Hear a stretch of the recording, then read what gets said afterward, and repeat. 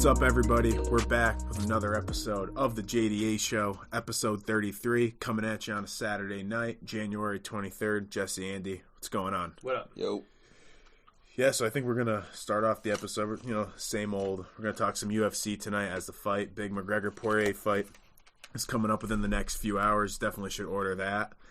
But, I think we'll start off talking about the games that transpired last weekend. So, 6-7 days ago, had the Packers beating the Rams, the Bucks beating the Saints, the Bills beating the Ravens, and what was the other game? Chiefs beating the Browns. So, I kind of want to start it off and talk about what the Bucks did, and I just think what Brady is doing right now, I just think it's incredible. You go to a different team and you're back in the championship game. They didn't do all that much against New Orleans. They didn't look that great against New Orleans. I mean, they pulled the win out. I thought New Orleans didn't really look like they even wanted to be there, but I'm not going to use that to say... Their defense played really well. Yeah, I'm not going to use that to... I'm not going to use that for my argument and why I think Brady's going to lose this weekend, because I will tip my cap to the fact that he's still playing out of his mind. I mean, the guy's still fucking got it. I thought at this time in the season that he would kind of slow down and his body would be sore and he would break down towards the end of the season. Looks like he's catching a second win, the exact opposite. Yeah. 43 years old. I think he could probably look like he could play past 45 if he keeps it up right now. Yeah. But I just think even if he doesn't have a huge game, just he brings this winning characteristic to the team that wasn't there before, and it reeks off of him. And I think that's showing, because, this is a team that I was down on a couple months ago, shitting all over them because of Bruce Arians. Mm-hmm. But he's just taking that team to the next level. And a guy that I think is completely feeling it is Bill Belichick. And I think you know that because it's transpired to his lady friend, his girlfriend, who's now fighting people on social media about Tom Brady's performances, which is... if she was a football player, Bill would probably cut her from the roster. So I didn't even see that. You didn't see that? She got into an argument with somebody on Instagram, and then people are just flooding into her comments, saying shit, and she responded. She said that she was going private on Instagram and was done with all these trolls. Yeah, because Bill probably got to her and was like, "Linda, get off the Instagram. Yeah, get off the snap face. Yeah, the snap face." So I couldn't believe that. It's the chat. There's a rumor going around that Brady is apparently blocking people that question his Botox. Yeah. So I'm not going to lie. It is tempting for me to go get a block from Brady, but I don't want Brady to block me at the end of the day. Well, who cares? Fucking Matt Chatham blocked me this week. A fake account. Well, what did he block you for? I called him a loser because he was like, anybody that has the Brady versus Belichick debate has half a brain. I said, you're such a fucking loser. And he blocked me. So I add him to the list of people that have me blocked on Twitter. So, how does a big profile like that even go about blocking individual people? Do they have to click on your name specifically? Yeah. So is there a filter that they could use, if they use a specific word in a tweet at you that they would? They definitely I think have to block you. He probably saw my response, clicked on me, and then hit block. Yeah. So I could do it to Brady. At least Brady would see my name. But then I never get to see I would regret it instantly. Maybe he'll think about that name one day. Create a fake account and just get it. Yeah, it's not the same. But I'm looking to add to my list of people that have me blocked to Al Horford's sister, Matt Chatham, and Dougie Hamilton. I'm looking for a big. What did you do for Dougie Hamilton, dude? Not even this past postseason, the one before, I called him Dougie dipshit, and I didn't even at him, and he somehow found out and blocked me. And I found out over the summer. I was like, why am I blocked by this guy? Dougie dipshit. Apparently, he does that to he blocks a bunch of people. I want to test that out right now. So I wanted Brady to be gone. Because I wanted to be right. I think I've said this before, but I wanted him gone. I wanted to be right about saying he was leaving. Is what I mean. Oh yeah, okay. But the reason I wanted him gone is because I didn't like how things ended last season. I think that he wasn't happy there, and if he was going to come back like that, it was going to continue to be like that. But if Belichick just gave him the money and kissed his ass a little bit and treated him not like the other 52 guys on the roster, he would still be here. And he should still be here at the end of the day. You cannot move on from the greatest quarterback of all time with no backup option, and that's just showing this year. But where would we be if Brady was still here? What do you mean? That's a good question. I think they're in the playoffs. Sure. I do. I think they're a wild card team. I think Buffalo will probably still win the division. And I just think that's the Brady effect. No matter where he's going to go, his team's going to be in the playoffs. Right. So, yeah, I mean, it boils down to just not having enough pieces around him. I mean, that's why he left. I think if Brady had his way, he would have liked to stay here.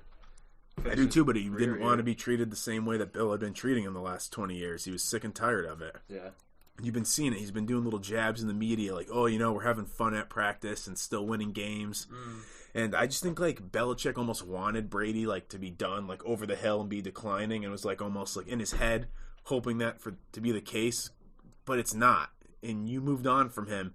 And if they win tomorrow and Belichick has to sit there for 2 weeks before the Super Bowl and hear about how they just moved on from him, like how he moved on from Brady, he's going to be he's already hearing the heat in the Boston like media right now, and he deserves it.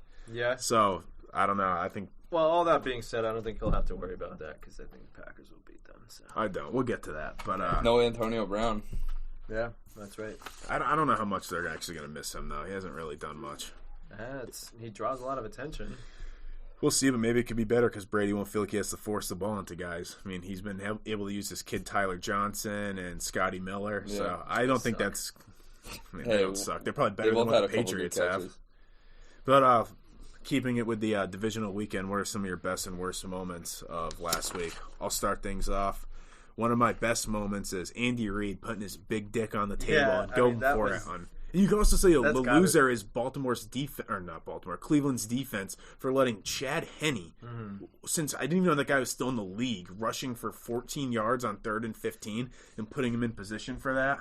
Yeah. Ugh, that was sickening. As a guy who had Cleveland money line there. I don't know. I'm still cooking up one. I had the same one for the best moment was Andy Reid's call. Another worse moment I had is I think that the Rams need to look to move on from Jared Goff. Yeah, I just think they're going to be very limited. Yeah, with him going forward. What happened? Like 2 years ago, he threw like almost 40 touchdowns, like low picks. He's an MVP candidate, All Pro. I don't know. I mean, I know his thumb was bothering, but I just don't think he's it.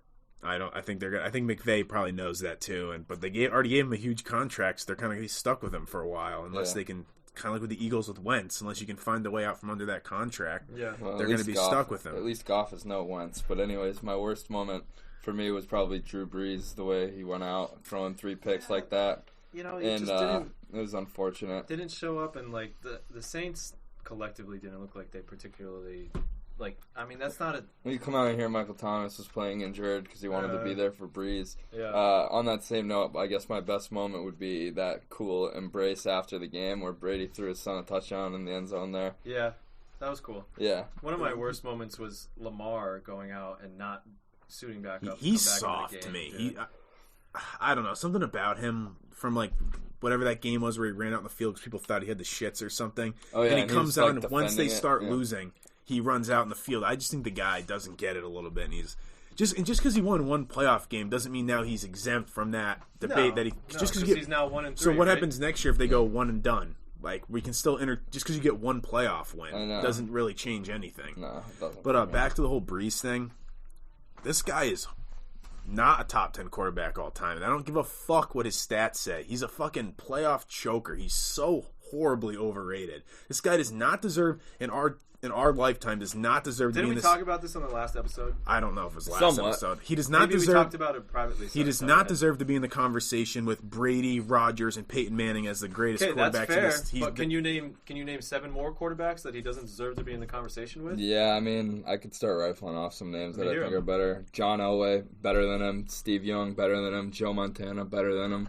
That's already 6 names ahead of him. Marino's another guy that... Maybe Marino. I don't know. He's a loser just like Breeze, too. Marino never made it to like 3 AFC championship games. I just think that I don't give a fuck how many fucking stats he leads in. He's one of the most accurate passers of all time. He's a dome quarterback. Okay, so is Peyton.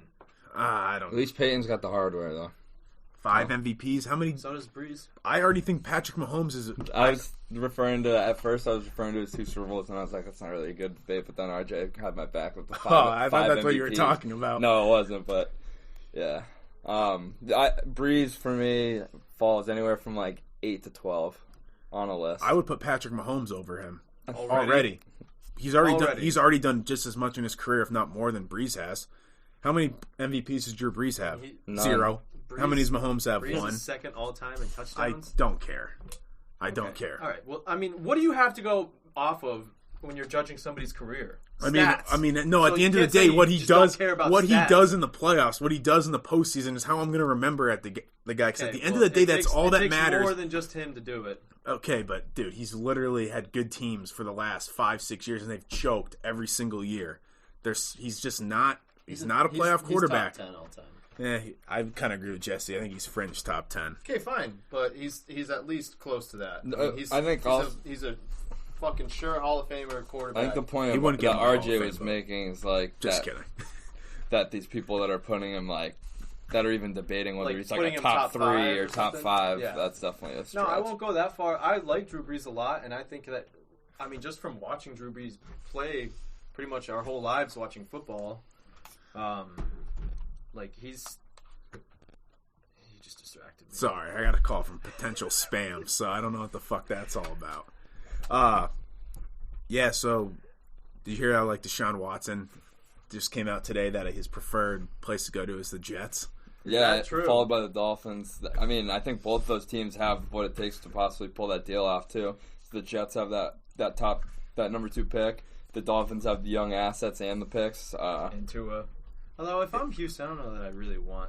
I mean, I would obviously take Tua in a trade because at least you're getting a quarterback that can start for you next year. I don't know. It sounds like he's forcing his way out of town. I mean, if I'm Watson, so you got to get something back. If I'm Houston, I would be fine getting that pick back that was yours and Tua and another pick for him. I think, because you think Tua is honestly probably worth 2 first-round picks at least, because he was the 5th pick in last year's draft. Yeah, and I know he was okay. His stock didn't really change because he's young. I think some people were kind of hating on him, like, what, he start in 8 games this year? Like, give the kid somewhat of a break. And I'm pretty sure he's 5-3 or 6-2. Probably something like that. But he did have moments where, there's the time he got benched for Fitzpatrick, and Fitzpatrick comes in and leads them to the win.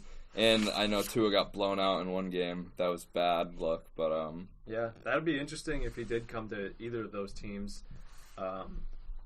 If you have fucking better hope he'd be in the AFC East. Better hope he doesn't go to the Jets, because that means the Pats could be the 4th best team in the division.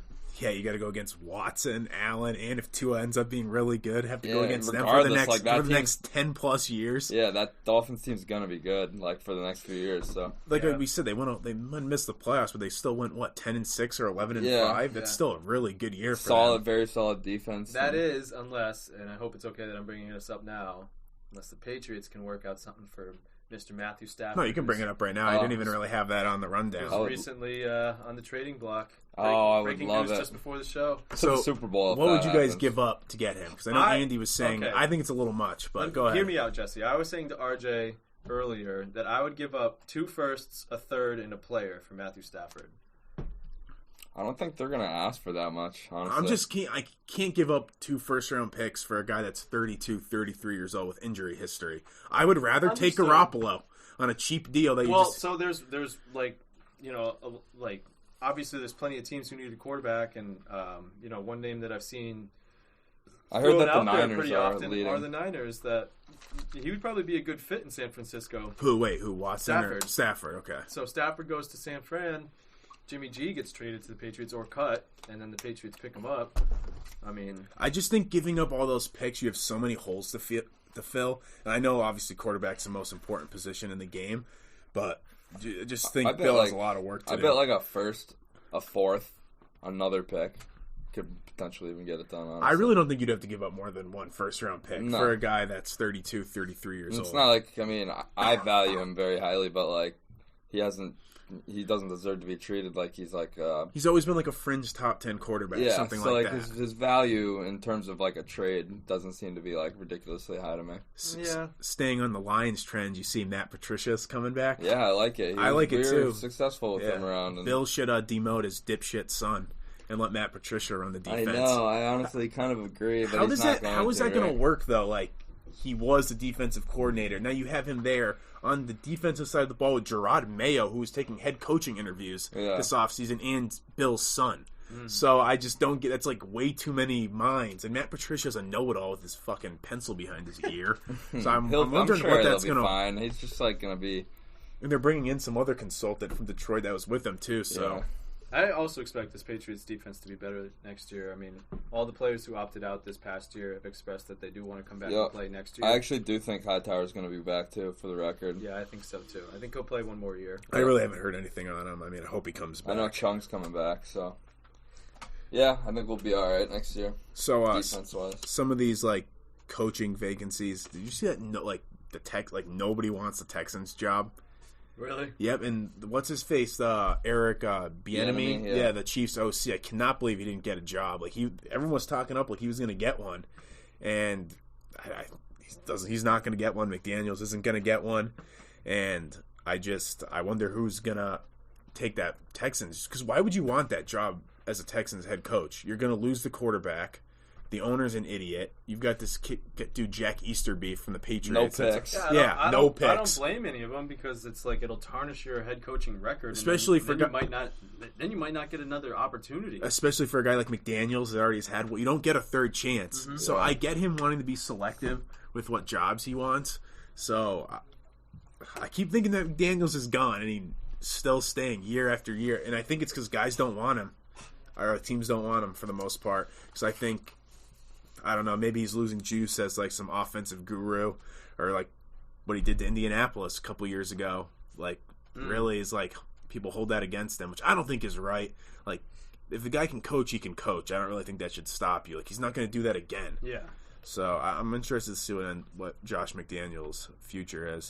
Another thing that came out yesterday, the day before, is Philip Rivers retired. I think we actually had a conversation last episode. I thought he was going to be sticking around. And I think he said that he was probably done. I thought actually he was coming back, too. It seemed like it was going that way. I guess he was ready. I didn't listen to his... Yes, for me, he is. I would say no, but he'll probably get in. Yeah. It is hard to get into the Hall of Fame for football. I mean, he's got no super... He's never even been to a Super Bowl before. No. I mean, like, his numbers are probably fine, but... I would have to look at who the other guys are. Pro Bowl appearances, numbers would be his, like, case... I don't know. Division titles. But I think he's a guy that we've watched our entire life. He doesn't say Hall of Fame to me. Like if you hold your Hall of Fame up to like a upper echelon, he shouldn't be in there. No, I agree. I think Breeze is more towards Philip Rivers level than he is the guys above him. Okay, relax. I don't disagree. He's closer to Philip Rivers than he is to Tom Brady. Drew Brees is way better than Philip Rivers. No, that's not. Well, he's better. I wonder what Philip Rivers would have done in New Orleans. Black and gold, or black and whatever color they are, and if the roles were reversed. Oh yeah, I mean Philip Rivers should have been a Giant. Yeah, I know. Eli Manning and his dad are a bunch of... Him and his daddy. Eli's going to get in the Hall of Fame regardless. He deserves to get in. His daddy Archie is going to be sending letters to the Hall of Fame voters. Like, you better let the my son in. The Mannings are like a fucking hierarchy. Yeah, exactly. He's going to get in on his name. What did his daddy like? Was his dad even a good player? Like, why does his dad have all this prestige? When he played for the Saints, the fans would go to the game wearing paper bags over their heads because the team was such a fucking joke. And this guy, like, I think he was a decent quarterback, but like Archie Manning, like. I don't like that guy. Something about him. I think Eli 100% deserves to get in, and for me, Eli goes above Drew Brees. That's insane. I won't even fucking like entertain that. 2 Super Bowls. I mean, Eli does have 2 Super Bowls. Defense won him 2 Super Bowls. That's not true. He made game-winning drives each Super Bowl. That, Jesse. He was barely good enough to win those not games. To mention the NFC gauntlet that they went through as the first wild card team. They were 9-7 that year. He did not lead that team to a Super Bowl. He Drew just sucked not enough. To Eli Manning is just a little bit above him. So I think Drew Brees probably has the edge on a. Triggering me right now. It is. I think Drew Brees probably has the edge on a better career because he got that Super Bowl. If he didn't have a Super Bowl, I would go Eli. But, I mean, Eli's way more of a winner than Drew Brees is. Not to mention, doesn't Eli have both Super Bowl MVPs? Yeah, I think he must. Probably. I think he does. Another name's not coming to my head. More MVP awards than Drew Brees has. Fuck off with all that before we move on to some basketball, let's get to the 2 games tomorrow. So first up, we got Bucks and Packers. Who you guys rolling with? I'm going Bucks. With the plus 170 on the money line Bucks. Packers. I think that's a great bet too if you want to make some money. No, don't bet on the Bucks. I don't want to not bet. Definitely on the Bucks. Everything is pointing, in my opinion. Everything, all the stars are aligning, pointing to a Bucks win. I don't want to not bet on Tom Brady because we've heard this conversation our whole fucking lives about how you just don't bet on Tom Brady, even when he seems like he's. Don't bet against him. You mean? Yeah, that's what I'm saying. Even when he seems like he's, it's not his year. It's not the team to go, make it far in the playoffs or to the Super Bowl. he always finds a fucking way to win these games. And It's going to be cold tomorrow, too. Oh, yeah. It's going to be like 20 degrees with the wind chill. Don't okay, so like. all What those, is your all those prissy wide receivers who play in Tampa? What is your case here here for the Packers? Other than you think Aaron Rodgers is like on some level, some different level. That's basically it. That's like 85% of my case. Devontae Adams is the best wide receiver in the game right now. I just think the Bucs have looked better the last few weeks, and then you got the smackdown that the Bucs gave the Packers earlier in the year. You guys. I think it comes that down. Up, but you guys also bring up like the fact that the Saints. You know, you won't bring up the fact that the Saints destroyed the Bucs, but because that's 2 wins. That's 2 wins. You never get 3. Exactly. You don't get that third win in 1 year. You can win 2 times against the quarterback, but not 3. I think it comes down to the defense. Tomorrow, it's going to come down to what defense can make a play. Both offenses don't turn the ball over a lot. Both defenses are probably around the same skill level. Yeah, and I think they were the best rush defense in the league this year. Something like that. I mean, Green Bay is one of the worst. They stifled.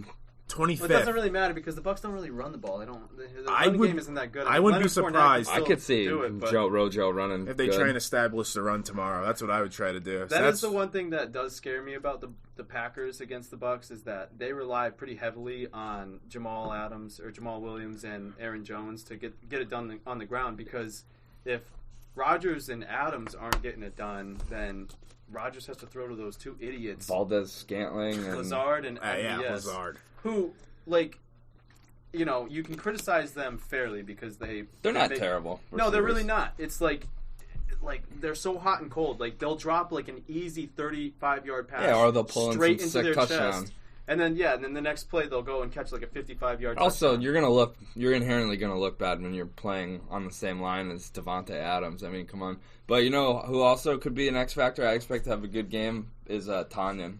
I think he's been solid this year. Yeah, we'll get to it. That's my fantasy sleeper. Is it? Yeah. Like, regardless of if he's going to do good in fantasy or not, I think he's just going to be making some big plays. I think he'll be relied on heavily in that game. Yeah. Yeah. So and one of my other keys to victory for Tampa Bay is obviously protect Brady. And if he wins, another thing to add to his resume, only team to ever host the Super Bowl in their home stadium. Yep. In Tampa, and you see how they're going to have 22,000 fans in there. Wow, really? 22,000. I think 7,000 of which, or maybe even more, are going to be vaccinated healthcare workers too. Huh. So, they're enjoying the game, right? Not working. Or no, they're getting free tickets. Okay, that's what first responders on call, ready to go in case the phone goes down. For some reason, that's what came to my head at first.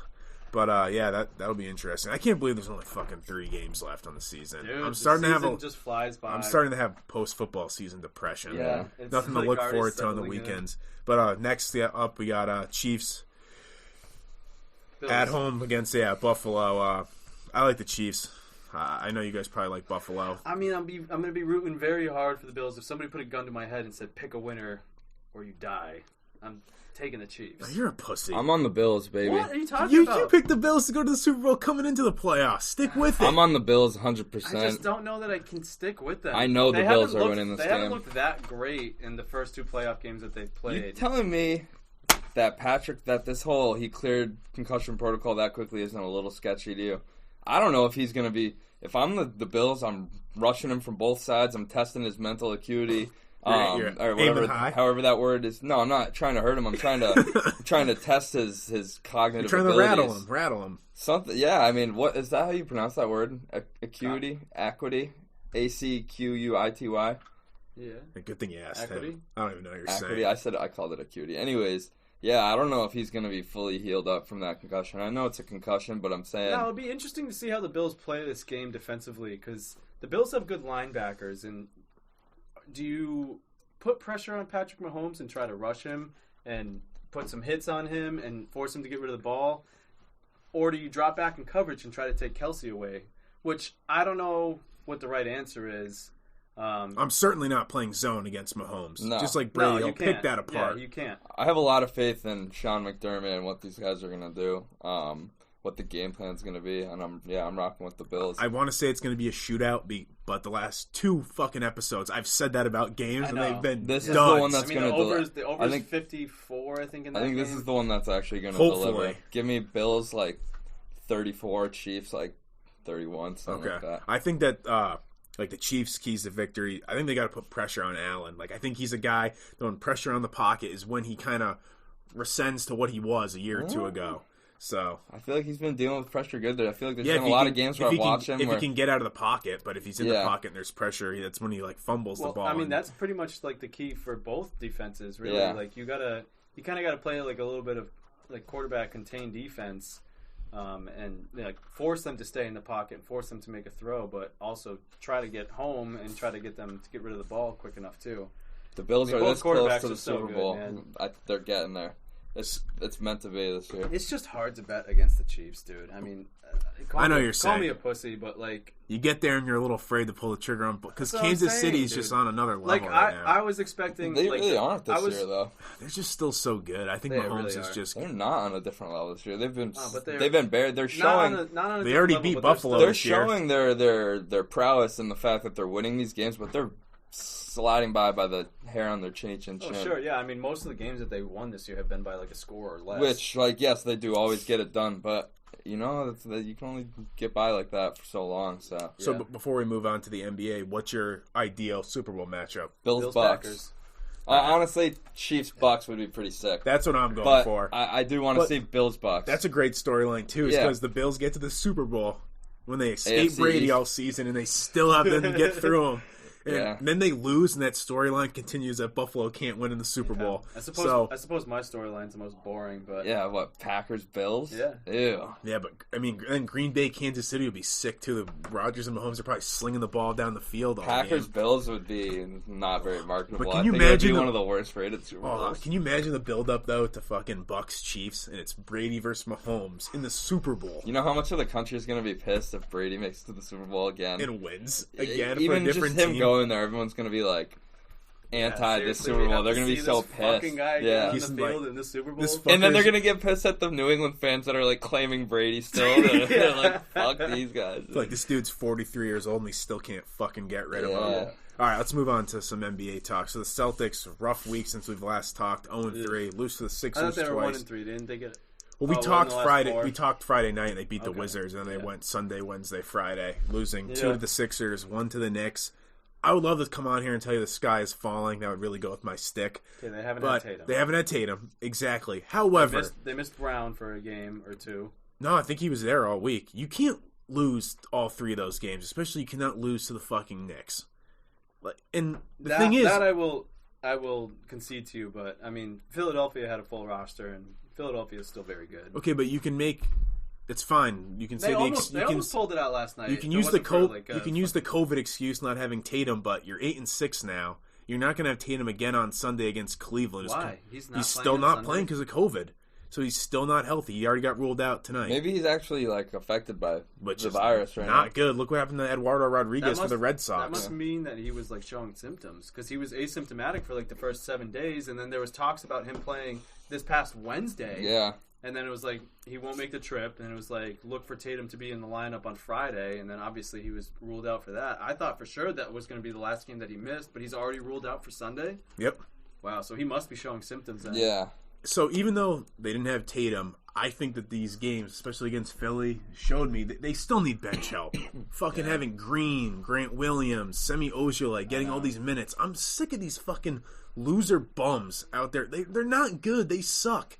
And I think that you need to start to look to make. You have this huge trade exception, so go fucking use it and get somebody that's a distinguishable fucking bench piece. Not these guys that you're hoping take this step up and actually go spend some fucking draft picks and go get somebody. Yeah, you're not wrong. I mean, Teague still hasn't. RJ looks over. He's looking for me to bite the bait there. So you disagree? You think the bench is fine? No, I don't I don't totally agree, and I don't totally disagree.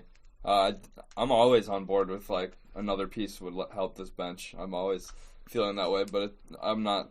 I mean, most teams could probably say that. Yeah, I'm not gonna sit here and say that when we're fully healthy, though, that our bench is gonna hold us back in a playoff series, because I don't feel that way when we have a full roster.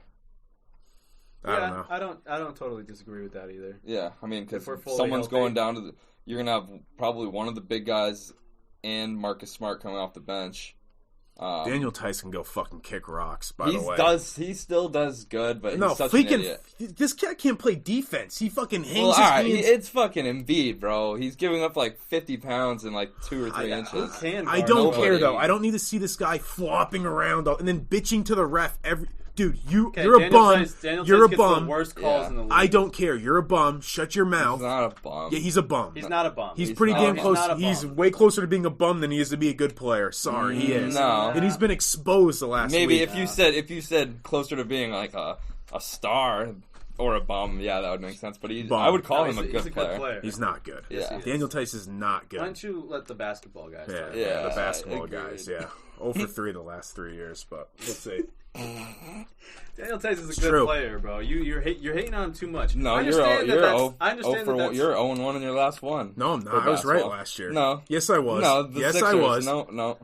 Oh, you did not pick them going to the Philadelphia to beat them. You did not pick them going to the conference finals. I told you. So I was closer to being right than you. No, you weren't. Yep. I said going into the bubble that they were going to the Eastern Conference Championship. No, you said their ceiling was a second round exit. No, I said that before the bubble, and I'm sorry. I was right.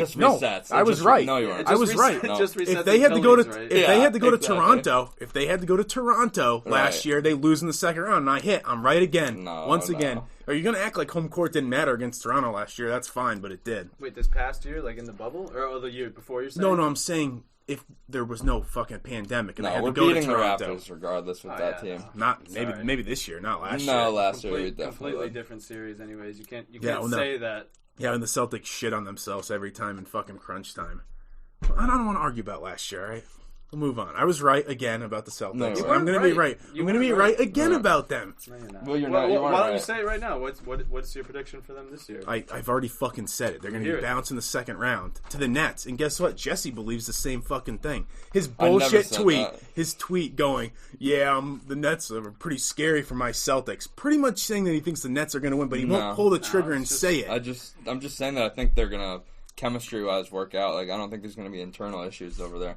With the Nets. Yeah, I think it will work. But you said that they're dropped 2 to the Cavs. Yeah, and I lost money on each game. Fucking guys couldn't even win money line or cover any spread. But you said that they're going to give your Celtics, whatever you said, a tough. I said they're going to be tough for my Celtics. Of course they are. It would be foolish to not admit that they'd be scary to play against. That was your way. That was your way of kind of hinting that you this guy is just taking like the demonic look. So you're going to pick the Celtics over the Nets when they have all three. Oh my god, I'm good. Yes, I wasn't like trying to backdoor cover myself so I can go back and be like, see, I said this. That's what you're thinking. I'm trying to cover my... I'm knowing. Yeah, knowing that's what you're doing. That's not, when the fuck have I done that? When the fuck have I done that? With this whole bubble thing. What I'm speaking is facts. You were right either way there. You have one prediction, so if they lost... I said they were going to the Eastern Conference Finals going into the bubble. I was right. And before that, I said they were going to get bounced in the second round, and I was right. They got gifted... Nope. Not having to go to Toronto by the pandemic. So they should be. That is such a weak argument. How is that a weak argument? That's a fact. Bullshit. Did you watch any of the series against Toronto? Before the pandemic, did you think that they were going to go to Toronto? Did you think that somehow the pandemic was going to be over? And what are you talking about? The way, if you look at the seeding, they were going to go to Toronto, so they were going to go there regardless. Okay, but you called this before the. No. I don't get what you're saying. No, not today. I don't get what you're saying. Sorry. Regardless, just admit that you the panel has voted that you weren't right last year. I don't care what you guys have to say. I was right. My vote counts as 2 on this show, so it's a draw. Okay, that's fair, but no, it doesn't. So what about Tristan Thompson being the answer to Embiid? I don't think anybody said he was the answer to Embiid. Oh, really? Because people said that he was going to be this defensive force and he was going to help us on defense. He got dominated the last 2 nights. Everybody gets dominated by Embiid. We brought Tristan Thompson in for rebounding. So where the fuck is he here? Nobody can guard Embiid. I see on your rundown you say best big man in the league somewhere, and it's Embiid. And I've been on that train for a while, by the way. Embiid over Davis. Yeah. The dude is like the closest thing we have to Shaq. Yeah. Nowadays, he's a physical force. He's like if 280 he's pounds. motivated too, and it seems like Doc Rivers is 7'1", 285 pounds. When you see him on the court, he has that presence that Shaq did. Yeah, like you look at him, you're like, holy. Yeah, when he's determined, you cannot stop him in the paint. Yeah. Nobody can guard him. He would dummy. So what's the big deal? So I'll shit on Tice all I want. He's a loser. And Thompson, by the way, is 6'9". He's giving up 3-4 inches to this guy, okay, too. that's fine. So what was the big deal about bringing him in here? For rebounding. I don't care if he's going to... Okay, Canner did that last year, so let's bring Canner back in here. No, it's different. No, it's not, because dude... It's one thing you can't use getting flamed by Embiid as an excuse. He's still going to be able to stop... 40. He's still going to be able to stop 90% of the other bigs. He's still played pretty well this season so far. And Tice has put in good minutes so far this season. No, it's Tice has not been good this year. Yes, he's been fine. Do I need to go back to last episode? You said he's been bad this year. You agreed with me. I don't think I said I don't think those words came out of my mouth. He's been all right. You said it. I don't remember that. I bet if I looked it up, he's like a minus on the year. Daniel Tice. Fine. Yeah. I'm curious. So go look it up. I could be wrong. I'm just kind of talking out of my ass on that. Plus like 500. So speaking of the Cavs beating the Nets, we got the Cavs the next 2 games, right? No, actually, just once. Oh, just one? Yeah. Did I put twice down there for some reason? I just figured that every No, for some reason they're not this week. They're going Cavs, Bulls, Okay. Spurs. So, I mean, I think you got to go 3-0. One game each? Yeah, one game each. So, I don't know. They play the Lakers actually a week from tomorrow. Okay. So, that'll be a good test. We'll probably have an episode before that to really talk about that. We can get that a good game to see how they... next episode. Yeah. But before we jump ahead to the Nets or anything... What was really funny to me all week is Marcus Smart has the audacity to bitch about Joel Embiid flopping. That was funny. Marcus Smart is the biggest flopping pussy in the entire league. He's not a pussy. He's a pussy. No, he's not. Yeah, if you flop like that, you're a pussy. He's not a pussy. He's a pussy. He's a smart player. Yeah, okay. So, no, he's not. All right, so Tice... Garbage product that Wednesday game, Tice in only 22 minutes a game this year is shooting a career-best 63% from the field. He's averaging 9 points, 5 rebounds, and a block a game with only 1 turnover. That's crazy good numbers. 22 minutes a game. Those are really good numbers. Per 36, that would probably be like 18 and 10. First of all, I asked for his plus-minus. I can't find it yet. And once again, you agreed with me last week when I said he's been bad this year. So there's no really arguing don't think it. I said it you like did. That. You did. I'll Okay, have to go get it for next episode. I take it back. Of course you did. You probably baited him into saying that. I didn't bait him into saying anything. Just relax. What would that be under? Are you here to admit that you were just completely fucking wrong about this bum Naismith that can't even get on the court? He sucks. No, I mean, I guess he's all struggling to get the going. fanboys, they draft him. This guy's going to solve our shooting issue. Immediate impact on the team. He loves it. He's ass. He can't even get on the fucking court. He's been rooting against him. I absolutely have. Because I'm sick of you people. They bring in this fucking random kid out of the draft, and you think he's automatically going to have an impact on the team. He's a bum sitting at the end of the bench that can't get on the fucking court when half the team has COVID. He's a loser. Another waste of a fucking pick. I mean... what do you mean? He can't get on the fucking court. There's no fucking arguing that. Give it some time. Oh, I understand what you're saying. Why should I give it some time? I was told he's going to have an immediate impact. Yeah. So he should be out there playing. That's what I was told by the fanboys. They're so knowledgeable about the game. I mean, it's pretty rare that you have a rookie that comes in and makes an immediate impact. So, I can't find his plus minus. Whatever. But Pritchard's playing good. He's hurt. He got hurt. Well, why can't Naismith do something like that? He's just not adjusting as quickly as I guess they thought he was. Okay, so you guys are all wrong. So I'm ready to give him some time. And I didn't say. I said him and the fanboys. You're getting there though. When he actually gets sufficient run and opportunity, then I'll make my judgment on him. Yeah, that sounds like a cop out to me. But so the Nets obviously 0-2 since picking up picking up Harden. I know KD, since all three of them have played together. Yeah, well, KD didn't actually even play yesterday. Oh, really? Yeah, but I mean, Kyrie's hucking up shots, like shooting like 30. I know they went to double OT on Wednesday, but I mean I'm really.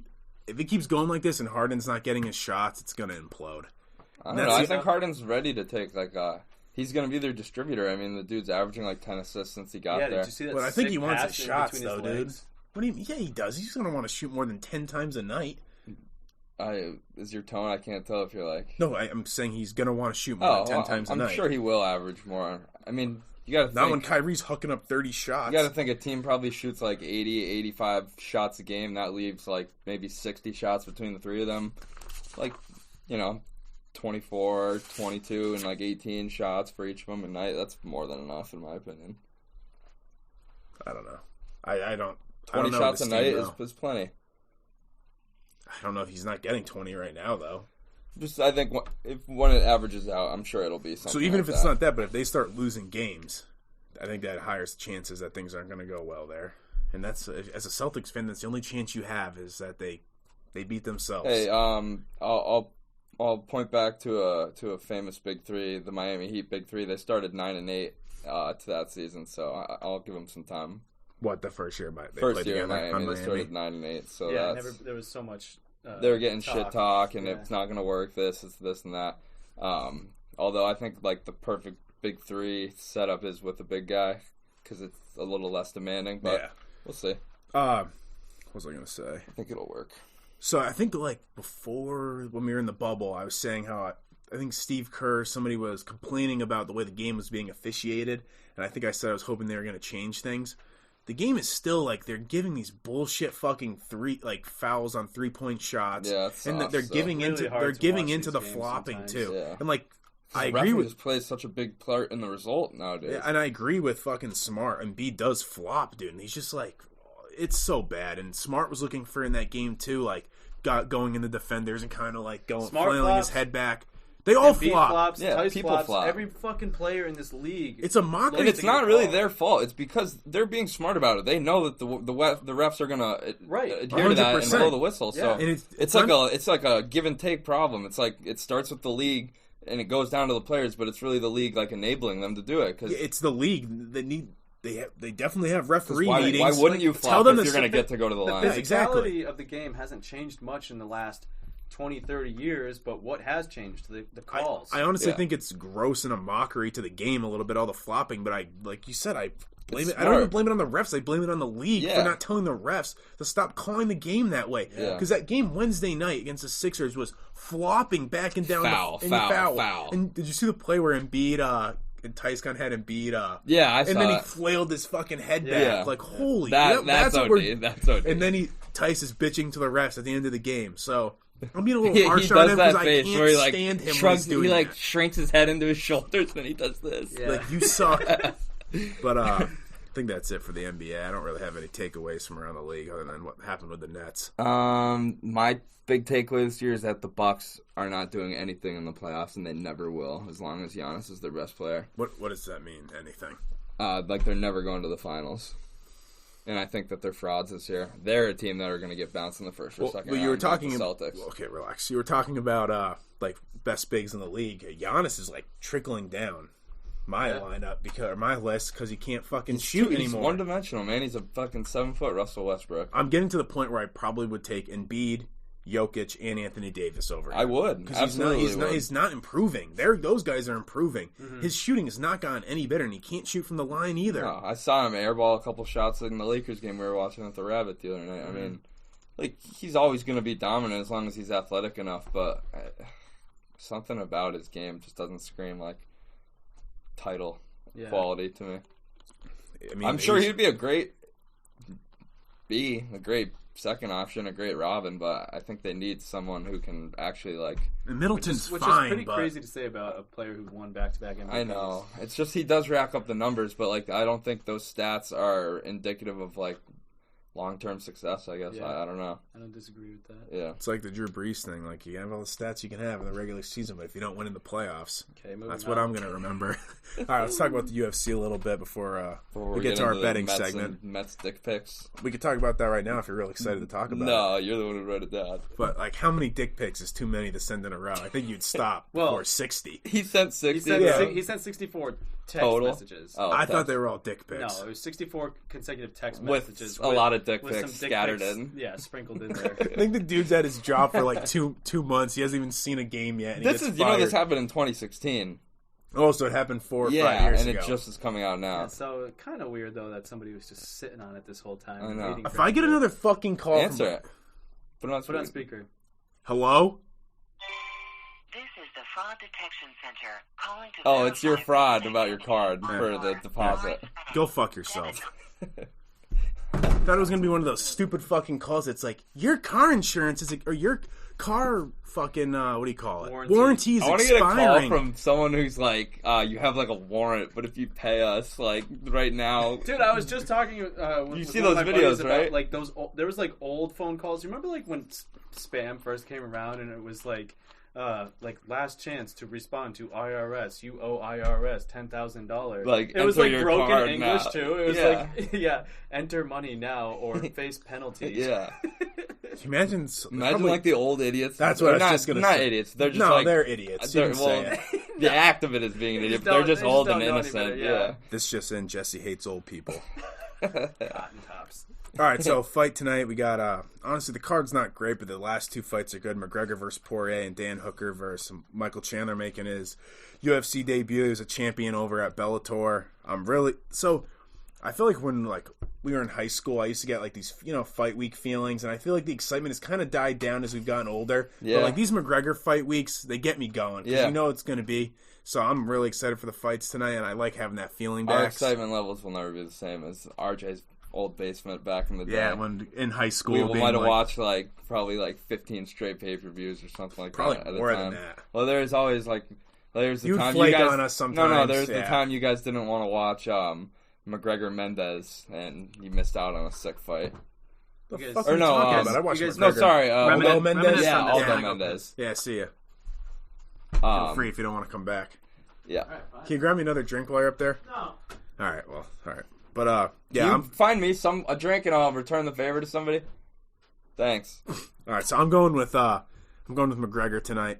I think this has the making of potentially being a great fight. However, I think Poirier's not going to fold like Cowboy folded to McGregor. No. But because I think Poirier's game, and he's a legit fucking best fighter in the world. But I just think McGregor, he's just on this another level where the way he moves, the way he punches, and I think he's going to put Poirier out in the first or second round.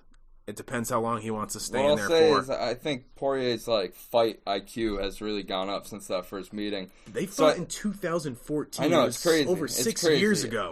And you've seen his track record. He's improved leaps and bounds, obviously, because he was kind of just starting off at that time. But no, I think this very well could have a McGregor Diaz 1 and 2 type of vibe, where it's it could be a 5-round battle.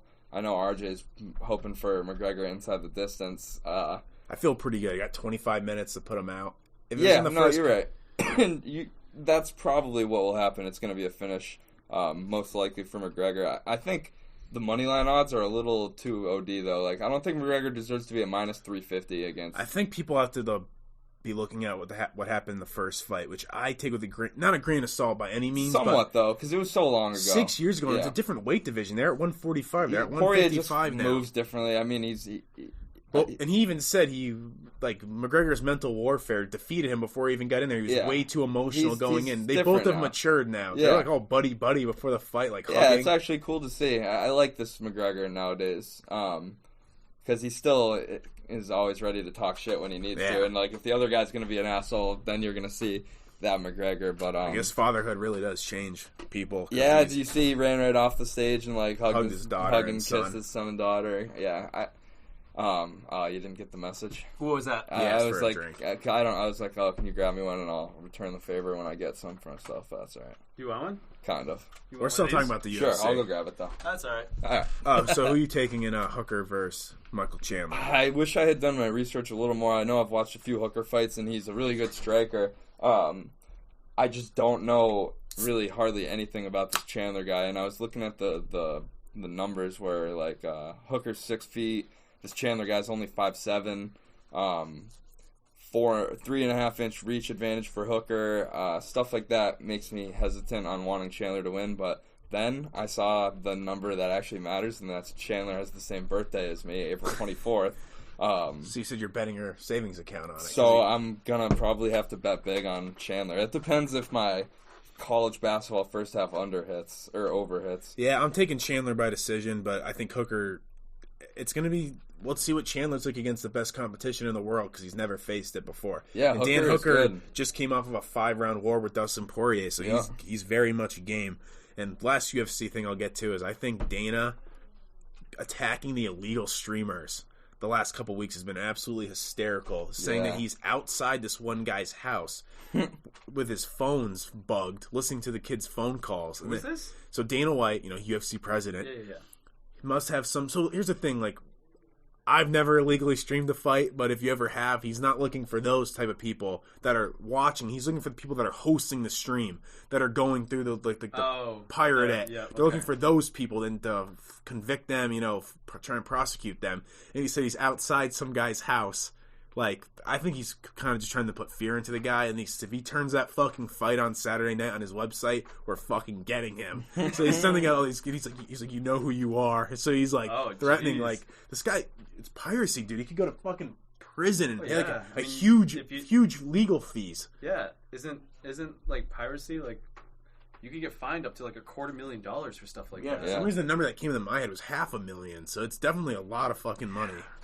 How much money does somebody who pirates stuff like that make anyways? So I don't know that. How is it worth it to do that? I think they make money either if they have some type of website where they get money from people watching, or if you ever, like I said, I've never been on one before, but what I've heard from a friend is that stuff pops up. Like those like pop-up blockers. So I wonder if those people are getting money from those. Like advertising exactly, on the website, right? Exactly. Because sometimes Bovada will pop up if you try and click on something on one of those websites. So it's like, do they have a deal with them? I don't know. A friend told me. I've never illegally streamed once in my life. Okay.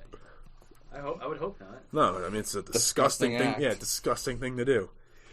But actually, last UFC thing I'll get to. Did you hear about the fighter that tried to have somebody break into the bubble in Abu Dhabi? No. He tried to sneak someone in, or he ripped his wristband off because they're inside the bubble where you can only, in Abu Dhabi, only the fighters and their coaches can be in there. And I think he wanted his friend or a teammate in there, ripped off his wristband, somehow got it outside the bubble. The dude got in the bubble, but then you needed more clearance to get into the fighters' hotel. He scaled the building 4 floors to get up there. It all got caught on camera. The UFC found out. Did you see the footage of it? No, they didn't. I don't think they released it yet. They canceled the fight and cut the dude from the roster, the UFC fighter. Wow. That's insane. Wait, so they wanted this guy there? Like he was his teammate or his friend or something, or he was bringing something to the fighter. Why? So this dude Risked Why do you whole have UFC to scale career. a building 4 stories? Imagine if he fell and died. Oh my god! Like, what was this guy bringing to this dude? I don't know, but the UFC fighter threw his entire UFC career away just to have. Wow. So that's wild, dude. Who would do that? Like I don't know. Like it makes you wonder, like what. That's another level. That. That's another level of It's not like, bro, like we gotta hang out. Like I always hang out with you before I fight. So like it could be. Those guys are weird with their rituals and maybe stuff. He's trying to bring in roids or something. That's what I was thinking. Like he must be bringing in some kind of like substance for him. That's what John Jones always has his teammates do, is bring him steroids before his big fights because he needs that boost of confidence. Yeah, or coke. Yeah, either one. Yeah, John Jones is bumping coke before his Daniel Cormier's fight. But yeah, that's pretty much all I have for the UFC. So a quick Red Sox minute. Did you hear how they're shopping Andrew Benintendi? I did not. Benintendi, and I heard Xander could be on the move soon. He has an opt-out, I think, after this year. That's what I meant, yeah. Yeah, he has an opt-out or something. But and a lot of people think he's gone. So obviously, you know, if you listen to the show, you've heard me and Jesse yell at each other about Benintendi. So you'd think I would be, like, all down for him being traded. I am, however, I don't like that they're trading him low. Like, his stock is low right now. He's coming off of a bad 2019 and 2020. Yeah. He played in 15 games. Remember, he's batting like 160. Yeah. So I think we can all agree that the Red Sox are not contending next year. So why not go into the season with him and try and get his value up by the deadline, and then deal him then? Yeah, because the thing is, they don't need him and Verdugo. They're both lefties, you know, corner outfielders. They don't need both of them. But if you're going to trade Benintendi, try and get his stock up a little more. And you have nothing to lose by hanging on to him for a few more months. Yeah. And they had a couple of signings today. Some Garrett Richards dude and this Hernandez dude from the Dodgers, which is a utility. They're both... I have known nothing about this Richards. Players? Richards is a pitcher. And the Hernandez dude is he's like hitting... It's like 230. Bum. Another like a utility guy like Brock Holt.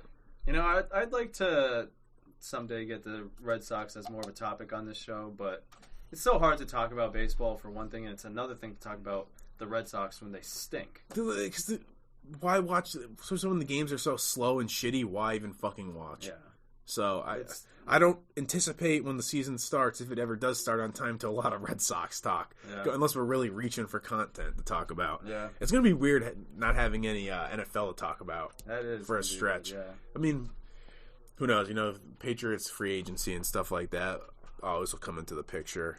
But I think that's pretty much it for miscellaneous. We already got to the dick pic conversation. But let's get to our betting segment of the week. My parlay of the week is I like Kansas City -3, and I like Tampa Bay +3.5 versus Green Bay. Okay. I don't know what that pays out. No, it's probably like 25 to win, 80. Yeah, something like that. Mine's a plus money parlay, Bills Bucks money line. simple as that. I didn't punch it in, but I would say 25 probably pays out a little over 100 because they're both plus 150-ish. So I parlayed. I took an NBA game just to grab it to make it a 3-team parlay for tomorrow. I'm taking the Hornets that are plus 1.5 against the Magic tomorrow. Okay. Packers money line and the Bills money line. I'm betting on the Bills. So then, why did 20 minutes ago did you say that you're picking the Chiefs to win? That was a different me. Oh, okay. But just like the Bills Patriots division bet. $25 bet there would win you $153. Not too shabby. And my lock is Tampa Bay plus 3.5. And if we want to throw in an over/under lock, I'm going to say over 54.5 for the Chiefs Bills. But I've been so wrong on these. I went on my bets last weekend. I missed on every single one on Saturday. Like didn't hit on a spread or an over/under. I had them wrong each game. Like, if I flip-flopped them, I would have been right. So my lock is Packers money line. I'm all in on the Packers. I hate when you do money lines for your lock, but I'll give you a pass. Okay, here. fine. I'll take Packers minus 3.5. My lock would be Mike Evans anytime touchdown scorer. Okay, I actually like that one. By the way, you not only did you we'll get to in a second, go 4-0 on your picks. Your parlay hit that you had last episode, or it was episode 31, whichever one I was listening to. But really? But it did. It's too bad I don't do anything with these parlays. I know, right? We should have to play our parlays. Next year we should even keep records. Yeah, exactly. But I can't get onto same thing with our locks. I can't get onto any website. Well, maybe if this fucking stupid fucking state can actually legalize sports betting. I mean, are we incriminating ourselves by talking about all this? No. But I mean, it'd be nice if we could just go online on DraftKings Book Year, take a 25-minute drive to fucking Springfield to go to MGM and play some bets. But no, we have to go on these sketchy fucking websites, like get checks from like fucking Indonesia or some weird Taiwan shit, and Singapore. Yeah, you have to walk into your bank and be fearful that they're not going to cash a check for like, you. Where's this coming from? It's like, I had some business partner. That looks like a 22-year-old kid that looks so fucking sketchy. Taiwanese business. No check for like $1,000.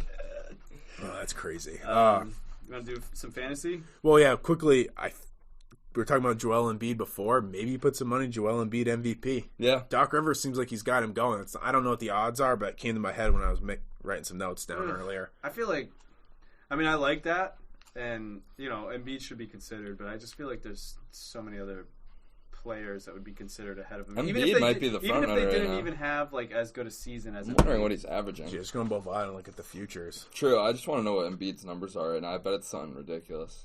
But yeah, we can get to fantasy. You got a sleeper, Andy? Yeah, I don't know. It's Robert Tonyan. Okay, yeah, you hinted at that did earlier. Did we talk about that in the episode? This episode, you hinted at it a little bit earlier. Well, Embiid's averaging 27.3 points, 11.3 rebounds on 56% from the field. I mean, he put up those numbers last year. Yeah, relatively. But he's doing all that in 31 minutes a game. It's pretty impressive. So my sleepers tomorrow are either whether you want Leonard Fournette or Ronald Jones. You're going against Green Bay. They got the 25th ranked defense in the league. Mm-hmm. I'm still, like you kind of said, I'm not 100% convinced that Tampa Bay is going to commit to the run for some reason because I just think like Bruce Arians could be wanting to throw the ball. So that's what's making me a little skeptical about that. But you got to look for value down these DraftKings lineups because you're not working with a lot of guys anymore. So I'm in a big. You got a sleeper, Jess, or no? Yeah. Give me Scotty Miller. Sleeper. Okay. I actually almost put him down. I think he might catch a touchdown. Could, yeah. In place of AB. Yeah, and they have good cornerbacks, I know, in Green Bay, so like it wouldn't surprise me if one of the two, and Godwin and Evans. Actually, you know what? Fuck that. Gronk is my stardom, my sleeper, and my sit-em.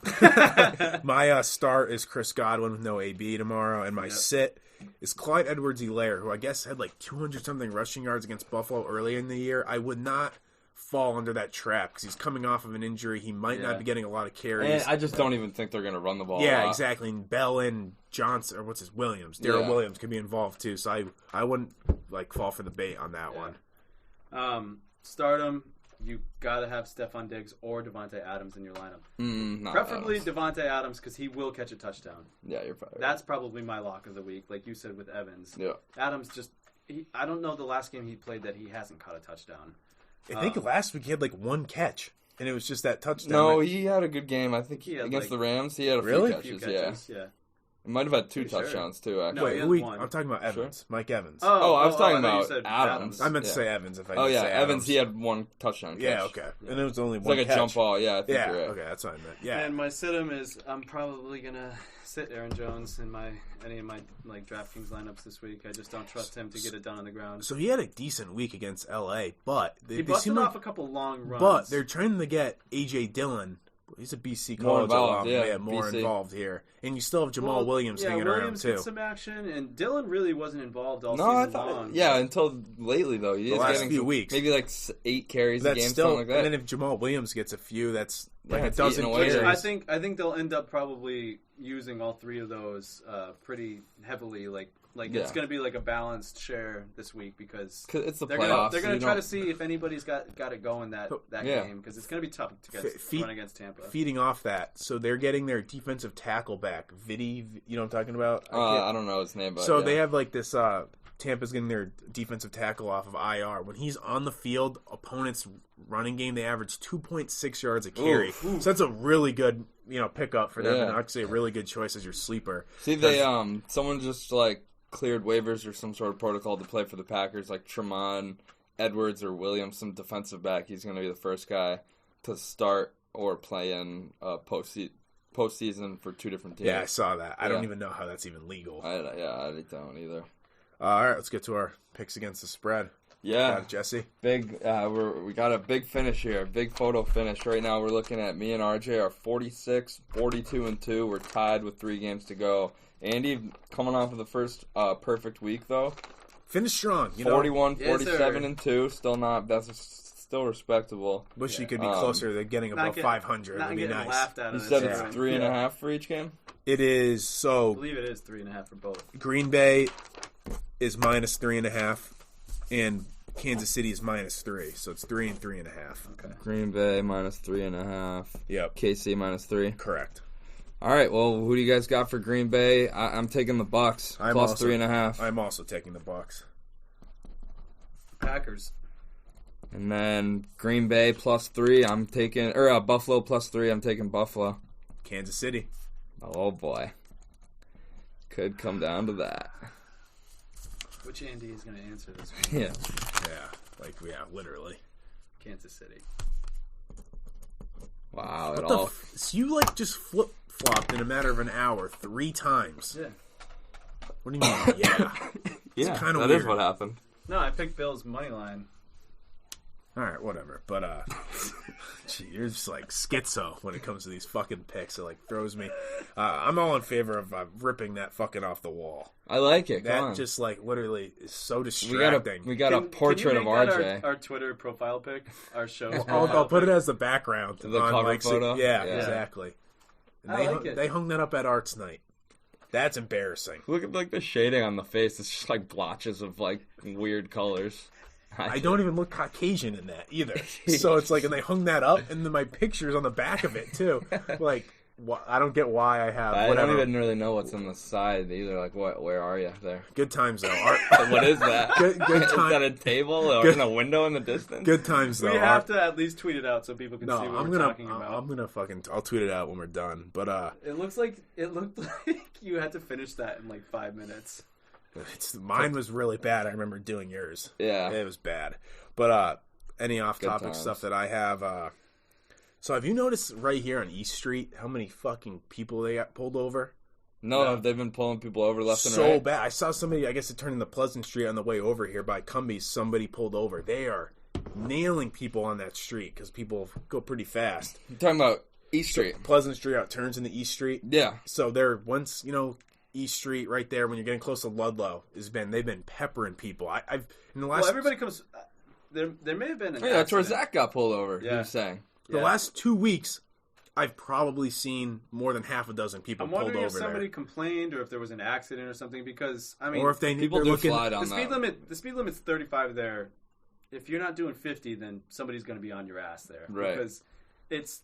It's a busy You're just coming road. from it's a straightaway before that for the most part. Right, if you're coming from Ludlow, you're coming off of a 45-mile-an-hour speed limit, and then you hit that hill. Yeah, so. I can't even picture in my head where the speed limit sign would be, that where it changes. I know where the one in Granby is, where it says 35, but approaching that. if you're coming from Ludlow, like right as you're coming up around the bend, like the first bend, and then you go down the hill, like right at that first bend, you'll see a speed limit sign there, and it drops. I'm pretty sure from 45 to 35, which it's a big drop. Maybe the department has a quota to meet. Yeah, so I over a lot. I personally believe in that's quotas. A false narrative. I don't think I that believe in it. exists. I've heard there's definitely instances. He'll say it's a lie, of course. Bias. I've heard instances where people claim there are quotas and like former cops and stuff. Yeah. Last thing I have is I don't know for sure. Coming up on a year, I think we should try and do a live show somewhere. Yeah. Maybe down the road. If you get what I'm hinting at. Maybe this is crossing the line, so maybe I should just drop it. What are you talking about? I mean, I think there'd be a great place to do a live show down the road if you go right. The news was all over there about a year ago. The hangar? No, nobody gets That's what I was thinking. Nobody gets it. No, I'm talking on Pleasant Street. No clue. Oh, at the site of the murder?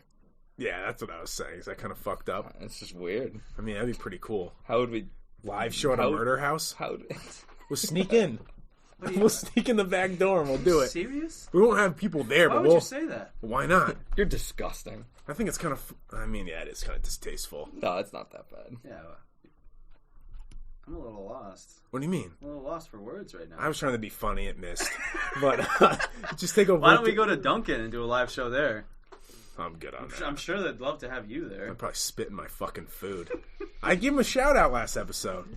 Oh, but, you shot on Duncan. I'm doing my stand up. Yeah, so when Jesse stands up, that's when I know to wrap things up. Yeah. So, Andy, you got anything else? No, that's pretty much it for me. Really looking forward to tomorrow, though. Me too. Two good games. I'm so excited. All right, that's going to do it for us. Thanks for listening. We will talk to you next week. Peace.